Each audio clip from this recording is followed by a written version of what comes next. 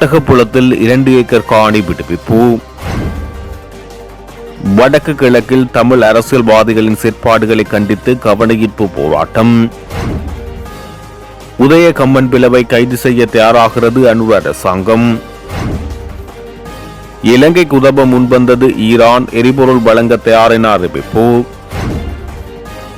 மக்கள் பங்களிப்புடன் பலுசக்தி பாதுகாப்பு, ஜனாதிபதி உத்தரவு. எரிபொருள் தட்டுப்பாடு, வடமாகாண கடற்தொழிலாளர்கள் வாழ்வாதார நெருக்கடியில், என்எம் ஆளும் எச்சரிக்கை. ஆட்பதிவு திணைக்களம் விடுத்துள்ள முக்கிய அறிவித்தல். இஸ்ரேலில் காயமடைந்த இளைஞர்கள் குறித்து வெளியான தகவல். அனுபவம் இல்லாத ஆட்சியாளர்களின் நிர்வாகத்தால் மக்கள் பாதிக்கப்பட்டுள்ளார்கள், ஐக்கிய மக்கள் சக்தி குற்றச்சாட்டு. மத்திய கிழக்கில் போர் நடைபெற்றுக் கொண்டிருக்கிறது. அதனால் இலங்கையும் அந்த தாக்கத்தின் எதிரொலியாக எரிபொருள் தட்டுப்பாட்டுக்கு முகம் கொடுத்திருக்கிறது. குறிப்பாக வடமாகாணத்தில் கடற்கரை ஓரங்களை அண்டிய மாவட்டங்களில் மீனவர்கள் பாதிப்பு எதிர்கொள்ளும் நிலைக்கு தள்ளப்பட்டுள்ளனர் என வடமாகாண கடற்தொழிலாளர் இணையத்தின் செயலாளர் என்எம் ஆலம் தெரிவித்தார். மன்னாரில் உள்ள அலுவலகத்தில் இன்று திங்கட்கிழமை மதியம் இடம்பெற்ற ஊடகவியலாளர் சந்திப்பில் அவர் இதனை தெரிவித்தார். மன்னாரில் முகம் கொடுக்கும் எரிபொருள் தட்டுப்பாடு தொடர்பாகவும் சர்வதேச ரீதியில் நடைபெறுகின்ற போர் நிலைமை காரணமாக நாட்டில் ஏற்பட்டிருக்கும் எரிபொருள் தட்டுப்பாடு, அதை கையாளுகின்ற வகையில் அரசு மேற்கொண்டிருக்கும் நடவடிக்கைகளை நாங்கள் சற்று ஆராய வேண்டியிருக்கிறது. குறிப்பாக மத்திய கிழக்கில் போர் நடைபெற்றுக் கொண்டிருக்கிறது. அதனால் இலங்கையும் அந்த தாக்கத்தின் எதிரொலியாக எரிபொருள் தட்டுப்பாட்டுக்கு முகம் கொடுத்திருக்கிறது. குறிப்பாக வடமாகாணத்தை எடுத்துக்கொண்டால் கரையோரங்களை அண்டிய மாவட்டங்களான மன்னார், முல்லைத்தீவு, யாழ்ப்பாணம், கிளிநொச்சி போன்ற மாவட்டங்கள் நேரடியாக மீனவர்கள் கொண்ட வாழ்வாதாரத்தினூடாக இயக்கப்பட்டு வருகிறது. கடந்த காலத்தில் பல விஷயங்களுக்கு முகம் கொடுத்திருக்கிறோம். பொருளாதார நெருக்கடி, நாட்டில் ஏற்பட்டிருந்த பொருளாதார நெருக்கடி, அதற்கப்பால் இந்திய மீனவர்களின் அத்துமீறிய வருகை, அதனால் ஏற்பட்ட பாதிப்புகள், அதற்கப்பால் டிட்வா புயலால் ஏற்பட்ட பாதிப்பு என்று தொடர்ச்சியாக மீனவர்கள் முகம் கொடுத்துக் கொண்டிருக்கின்ற பிரச்சனைகளோடு தற்போது நாட்டில் ஏற்பட்டிருக்கும் எரிபொருளுக்கான தட்டுப்பாடு, அதற்கப்பால் இனி வருங்காலங்களில் ஏற்பட போகின்ற பொருட்களுக்கான வெளியேற்றங்கள் அல்லது அதற்கான கட்டுப்பாடுகள், எவ்வாறு இந்த மக்கள் வடபகுதியில் வாழுகின்ற மக்கள் முகம் கொடுக்க போகிறார்கள் என்ற அச்சநிலை ஏற்பட்டுள்ளது. நாங்கள் மீனவர்கள் மத்தியில் இருக்கின்ற அச்சநிலையை கருத்தில் கொண்டால் தற்போது மன்னார் மாவட்டத்திலும் சரி, வடமாகாணத்திலும் சரி மண்ணெண்ணெய் எரிபொருளுக்கான தட்டுப்பாடு நிலவுகிறது. அந்த தட்டுப்பாடை ஓரளவு அரசு நிவர்த்தி செய்யக்கூடிய வகையில் பகிர்ந்தளிக்கக்கூடிய நடைமுறையாக QR என்ற நடைமுறையை பயன்படுத்துகிறது. எனவே அரசு இதில் கவனம் செலுத்த வேண்டும். கடற்தொழில் திணைக்களங்களும் இதில் கவனம் செலுத்தி எதிர்காலத்தில் வரவிருக்கின்ற நாங்கள் கட்டுப்பாடுகளுக்கு முகம் கொடுக்கின்ற வகையில் மீனவ கூட்டுறவு சங்கங்கள் ஊடாக எரிபொருள் வழங்கக்கூடியவாறும் மீனவர்களுக்கான சில சலுகைகளை அரசாங்கம் வழங்கி மீனவர்களின் வாழ்வாதாரத்துக்கு கை கொடுக்க வேண்டும் என தயவாக கேட்டுக்கொள்கிறோம். உலக சந்தையில் எரிபொருள் விலைகள் பாரியளவு அதிகரித்த போதும் இலங்கையில் எரிபொருளின் விலைகளை கட்டுப்படுத்த அரசாங்கம் கருவூலத்திலிருந்து பணத்தை எடுத்து செலவழித்துள்ளதாக அமைச்சர் உபாலி பன்னிலகை தெரிவித்துள்ளார். அத்துடன் வரிசைகளில் காத்திருந்து தேவையில்லாமல் அவதிப்பட வேண்டாம் எனவும் பொதுமக்கள் எரிசக்தியை சிக்கனமாக பயன்படுத்த வேண்டும் எனவும் மக்களுக்கு அறிவுறுத்தியுள்ளார். அவர் மேலும் தெரிவிக்கையில், உலக சந்தையில் எரிபொருள் விலைகள் முன்னெப்போதும் இல்லாத அளவு அதிகரித்துள்ள போதிலும் நாட்டின் பொருளாதாரத்தை ஒரு நிலையான மட்டத்தில் பராமரிக்க அரசாங்கம் தலையிட்டு வருகிறது. தற்போதைய சூழ்நிலையில் மக்களின் வாழ்க்கையில் பெரிய பாதிப்பு ஏற்படுவதை தடுக்க நடவடிக்கைகள் எடுக்கப்பட்டு வருகிறது. உலக சந்தையில் விலைகள் அதிகரித்த போதிலும் எரிபொருள் விலைகளை கட்டுப்படுத்த அரசாங்கம் கருவூலத்தில் இருந்து 20,000 மில்லியனை செலவிட்டுள்ளது. நாட்டின் எரிபொருள் சந்தையில் 57% அரசாங்கத்தின் கட்டுப்பாடிலும் 43% தனியார் துறையின் கட்டுப்பாடிலும் உள்ளது. தனியார் துறையின் விலை உயர்வை தடுக்க முடியாது என்றாலும் மக்களுக்கு மலிவு விலையில் எரிபொருளை வழங்க அரசாங்கம் தலையிட்டு வருகிறது. அத்துடன் கச்சா எண்ணெய்க்கு பற்றாக்குறை ஏற்பட்டால் சுத்திகரிக்கப்பட்ட எரிபொருளை வழங்குவதற்கு முடிவு செய்யப்பட்டுள்ளது. தன்னை கைது செய்ய அனுரகுமார தலைமையிலான அரசாங்கம் தயாராகி வருவதாக முன்னாள் அமைச்சர் உதய கம்மன்பில தெரிவித்தார். இன்று இடம்பெற்ற ஊடகவியலாளர் சந்திப்பில் அவர் இதனை தெரிவித்தார். கடந்த 2019 ஆண்டு இலங்கையில் இடம்பெற்ற உயிர்த்த ஞாயிறு குண்டு தாக்குதலில் சூத்திரதாரியை அம்பலப்படுத்தும் என்னுடைய புத்தகம் மார்ச் மாதம் 31 என்று வெளியாக உள்ளது. இந்த நிலையில் இந்த புத்தகம் வெளியாவதை தடுக்கும் நோக்கத்துடன் மார்ச் மாதம் 27 என்னை சிறையில் அடைக்க இந்த அரசாங்கம் முயற்சித்து வருகிறது. புத்தகம் வெளியிடப்படாமல் போகலாம் என அமைச்சர் நலிந்த ஜெயதிசவின் சமீபத்திய கருத்து புத்தகம் வெளியிடப்படுவதற்கு முன்னர் நான் கைது செய்யப்படலாம் என கூறுவதை போன்று அமைந்துள்ளது என குறிப்பிடப்பட்டுள்ளது.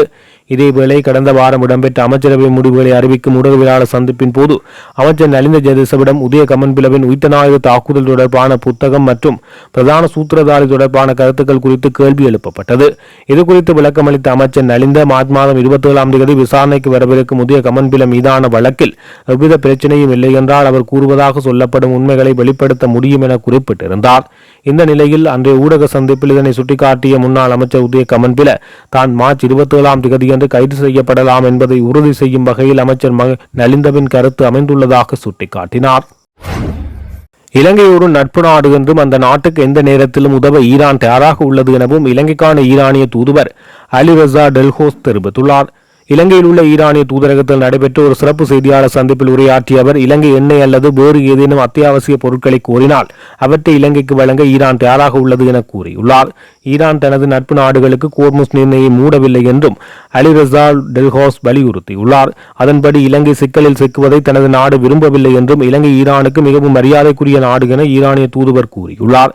சமீபத்தில் அமெரிக்க நீர்மூழ்கி கப்பலில் டார்பிடோ தாக்குதலால் மூழ்கடிக்கப்பட்ட ஈரானிய போர்க்கப்பலான ஐரிஸ் தேனாவின் குழுவினரை மீட்க ஈரான் முதலில் கூறிய உதவியை இலங்கை வழங்கியதையும் அலி ரஸா டோல்கேஸ் நினைவு கூர்ந்துள்ளார். வெறுப்பு பேச்சுக்களை பேசும் தமிழ் பாராளுமன்ற உறுப்பினர்கள் மற்றும் அரசியல்வாதிகளுக்கு எதிராக யாழ்ப்பாணத்தில் போராட்டம் ஒன்று நடைபெற்றது. யாழ்ப்பாணம் நெல்லை ஆதீனத்துக்கு முன்பாக காலை ஒன்று கூடிய போராட்டக்காரர்கள் இனவாதம் மற்றும் பிரதேச சாதியவாதங்கள் பேசும் தமிழ் அரசியல்வாதிகளுக்கு எதிராக கோஷங்களை எழுப்பினர். தமிழ் அரசியல்வாதிகளே, உங்கள் பிரதேச இன இழிவுபடுத்தல் வெறுப்பு குற்றப்பேச்சுக்களை உடன் நிறுத்துங்கள். நாட்டின் சமூக ஒற்றுமை, ஜனநாயக பண்புகள் மற்றும் மக்கள் பாதுகாப்பை நிலைநிறுத்த வேண்டிய பொறுப்பில் உள்ள அரசியல் பிரதிநிதிகள் சமீபத்தில் பொதுத்தளங்களிலும் சமூக ஊடகங்களிலும் வெளியிட்ட கருத்துக்கள் குறித்து எங்களது ஆழ்ந்த கவலையையும் கடுமையான கண்டனத்தையும் வலியுறுத்துகிறோம்.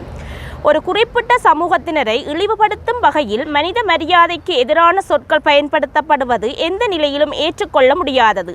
இத்தகைய வெறுப்பு தூண்டும் பேச்சுக்கள் சமூகங்களுக்கிடையேயான நம்பிக்கையையும் நல்லிணக்கத்தையும் சீர்குலைப்பதோடு மட்டுமல்லாமல் பிரதேச மற்றும் இன அடிப்படையிலான பிளவுகளை தீவிரப்படுத்துகின்றன.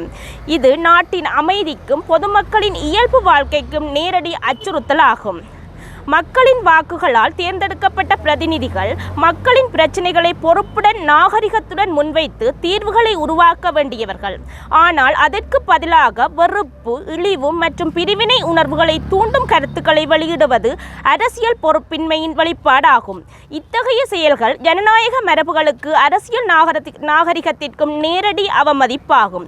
மேலும் அரசியல்வாதிகள் தங்களது கருத்துக்களை வெளிப்படுத்தும் போதெல்லாம் ஆதிக்க சிந்தனைகள் பிரதிபலிக்கும் வகையிலான மொழியையும் அணுகுமுறைகளையும் முற்றாக கைவிட வேண்டும் என்பதை வலியுறுத்துகிறோம்.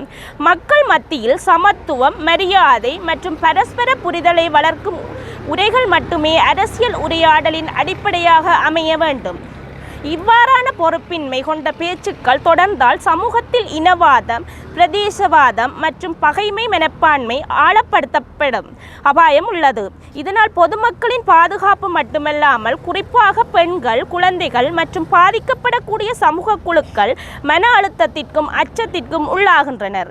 எனவே அனைத்து அரசியல் தலைமைகளும் உடனடியாக தங்களது பொது உரைகளில் பொறுப்புணர்வுடன் நடந்து கொள்ள வேண்டும். இன, பிரதேச, மொழி அடிப்படையிலான இழிவுபடுத்தல், அவதூறு மற்றும் வெறுப்பு பேச்சுக்களை முற்றிலும் தவிர்க்க வேண்டும் என்பதையும் வலியுறுத்துகிறோம். அத்துடன் இனம், பிரதேசம், மொழி, சாதியம் மற்றும் ஆணாதிக்க சிந்தனை ஆகியவற்றின் அடிப்படையில் உருவாகும் அவதூறான மற்றும் வெறுக்கத்தக்க நடத்தைகளை கண்காணிக்கவும் அவற்றை தடுக்கவும் தண்டிக்கவும் கூடிய தெளிவான மற்றும் வலுவான பாராளுமன்ற நடைமுறைகள் உருவாக்கப்பட வேண்டும். மேலும் அரசியல் கட்சிகள் மற்றும் சுயேட்சை குழுக்கள் தங்களது உள்கட்டமைப்பு கொள்கைகள் மற்றும் ஒழுக்க விதிகளை உருவாக்கும் போது இவ்வாறான வெறுப்பு பேச்சுக்களை தடுக்கும் உறுதியான வழிகாட்டுதல்களை இணைத்து கொள்ள வேண்டும். இத்தகைய கொள்கை மாற்றங்கள் நிலையான சமூக மாற்றத்திற்கும் நீடித்த சமூக அமைதிக்கும் அடித்தளமாக அமையும். நாட்டின் அமைதி, நல்லிணக்கம் மற்றும் ஒருமைப்பாட்டை பாதுகாப்பது அனைவரும் பொறுப்பாகும். அதனை சீர்குலைக்கும் எந்தவொரு செயற்பாடுகளுக்கும் எங்களது உறுதியான எதிர்ப்பு தொடரும். 23 மாசி 2026 வடக்கு கிழக்கு பெண்கள் கூட்டு. விவரம் வடக்கு கிழக்கு பெண்கள் கூட்டு இன்றைய இந்த கவனஈர்ப்பு நிகழ்வானது கடந்த காலங்களிலே தொடர்ச்சியாக நாங்கள் வலைத்தளங்களிலும் ஏனைய பார்லிமெண்ட் உரையாடல்களிலும் நாங்கள் பார்க்கிறோம். இனம், மதம், ஒரு இனத்துக்கு எதிரான துவேச பேச்சுக்கள் மற்றும் வெறுப்பு பேச்சுக்கள் என்று பலவிதமான பேச்சுக்களை நாங்கள் ஊடகங்களூடாகவும் அவதானித்து வருகிறோம். அந்த அடிப்படையிலே மக்களுடைய வாக்குகளால் தெரிவு செய்யப்பட்ட தமிழ் பேசும் குறிப்பாக தமிழ் அரசியல்வாதிகள் இனத்துவேசத்தை ஏற்படுத்தாமல் ஜாதி மதம் மொழி வேறுபாடின்றி மக்களுடைய பிரதிநிதிகளாக தெரிவு செய்யப்பட்டவர்கள் மக்களுடைய அபிலாசைகள் என்ன, அவர்களுடைய அரசியல் தீர்வுக்காக குரல் கொடுக்க வேண்டுமே தவிர வெறுப்பை ஏற்படுத்தும் சமூகத்திலே இன பிரச்சனைகளை ஏற்படுத்தும் கருத்துக்களை வழங்க வேண்டாம் என்று நாங்கள் இந்த கண்டனத்தை தெரிவித்து இந்த நிகழ்வை ஏற்பாடு செய்திருக்கிறோம். எதிர்வருங்காலத்தில் இவ்வாறான வெறுப்பு பேச்சுக்களை பேசும் எந்த அரசியல்வாதிகளாக இருந்தாலும் அவர்களுக்கு எதிரான எங்களுடைய போராட்டம் வலுப்பெற்றதாக இருக்கும்.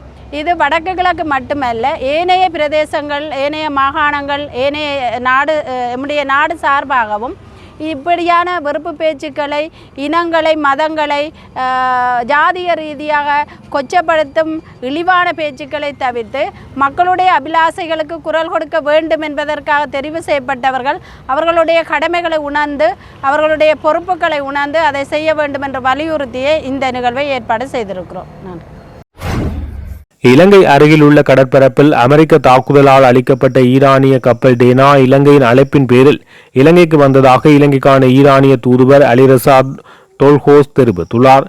கொழும்பில் உள்ள ஈரானிய தூதரின் உத்தியோகபூர்வ இல்லத்தில் நடைபெற்ற செய்தியாளர் சந்திப்பில் அவர் இதனை தெரிவித்துள்ளார். மேலும் அந்த கப்பல் எந்தவொரு இராணுவ நோக்கத்துக்காகவும் நாட்டுக்குள் வரவில்லை என்பது உறுதி செய்யப்பட்டுள்ளதாகவும் இலங்கையின் உத்தியோகபூர்வ அழைப்பின் பேரில் வந்த கப்பலை அமெரிக்க எவ்வித முன்னறிவிப்புமின்றி தாக்கியுள்ளதாகவும் குறிப்பிட்டுள்ளார். இந்த தாக்குதலில் 104 பேர் உயிரிழந்ததுடன் அவர்களில் பெரும்பாலானோர் இராணுவ சார்பற்ற ஒரு இசைக்குழுவின் உறுப்பினர்கள் என அறிவித்துள்ளார். இது தொடர்பாக நாம் நமது அண்டை நாடுகளுக்கு அனுப்பும் செய்தியே முக்கியமானது என்றும் அமெரிக்க மற்றும் ஆஸ்திரேலிய ஆட்சிகளின் குற்றங்களுக்கு உடந்தையாக இருக்க வேண்டாம் என அவர் அறிவுறுத்தியுள்ளார். அமெரிக்க ஆட்சி சர்வதேச சட்டத்தின் கோட்பாடுகளை புறக்கணிக்கிறது எனவும் எந்தவொரு விதிமுறைகளுக்கும் கட்டுப்படாதது போல் தன்னை கருதுகிறது என்றும் சர்வதேச சட்டம் மற்றும் மனிதாபிமான கோட்பாடுகளை மீண்டும் மீண்டும் மீறுவதில் சியோனிச ஆட்சியுடன் கூட்டு சேர்ந்துள்ளது என்றும் அவர் கூறியுள்ளார். மனிதாபிமான சட்டத்தை மீறி மார்ச் 2026 இலங்கையின் கடல் எல்லைக்குள் அருகே ஈரான் இஸ்லாமிய குடியரசின் கடற்படைக்கு சொந்தமான டெனா கப்பலை அமெரிக்க நீர்மூழ்கி கப்பல் தாக்கியது. இந்த கப்பலை குறிவைத்ததை ஒரு கேலிக்கூத்தாக அமெரிக்க ஜனாதிபதி கருதினார். இதன் விளைவாக கப்பலில் இருந்து 104 மாலுமிகள் உயிரிழந்தனர். மனிதாபிமான சட்டத்தின்படி எதிரி தரப்பு மீதான தாக்குதல்கள் போர்க்களத்தில் மட்டுமே அனுமதிக்கப்படுகின்றன. ஆனால் அந்த கப்பல் போர்க்களத்திலிருந்து 1100 கடல் மைல்களுக்கு அதிகமான தொலைவில் இருந்தது என்றும் அதனிடம் எந்த ஆயுதங்களோ அல்லது தற்காப்பு திறன்களோ இல்லை என்று அவர் சுட்டிக்காட்டியுள்ளார். நாட்டின் நாளாந்த வலுசக்தி நுகர்வு அதிகமுள்ள மாலை 6 மணி முதல் இரவு 10 மணி வரையிலான காலப்பகுதியில் வலுசக்தியை மிக சிறந்த முகாமைத்துவத்துடன் பயன்படுத்துவது குறித்து மக்களுக்கு தெளிவுபடுத்தி அவர்களின் பங்களிப்புடன் நாட்டின் வலுசக்தி பாதுகாப்பை உறுதிப்படுத்த தேவையான அனைத்து நடவடிக்கையும் எடுக்குமாறு ஜனாதிபதி அனுகுமார திசாநாயக்க அதிகாரிகளுக்கு வலியுறுத்தினார். மத்திய கிழக்கில் நிலவும் போர்ச்சூழல் காரணமாக உலக நாடுகள் அனைத்திலும் எதிர்நோக்கியுள்ள வலுசக்தி விநியோகத்திலான சவால்களுக்கு மத்தியில் வலுசக்தியை சரியான முகாமைத்துவத்துடன் பயன்படுத்தி நாடு எதிர்கொண்டுள்ள சவால்களை வெற்றி கொள்ள அதிகபட்ச பங்களிப்பை வழங்குவது நிறுவன ரீதியாகவும் தனிநபர் ரீதியாகவும் தற்போது அனைவர் மீதும் சுமத்தப்பட்டுள்ள பொறுப்பாக ஜனாதிபதி சுட்டிக்காட்டினார்.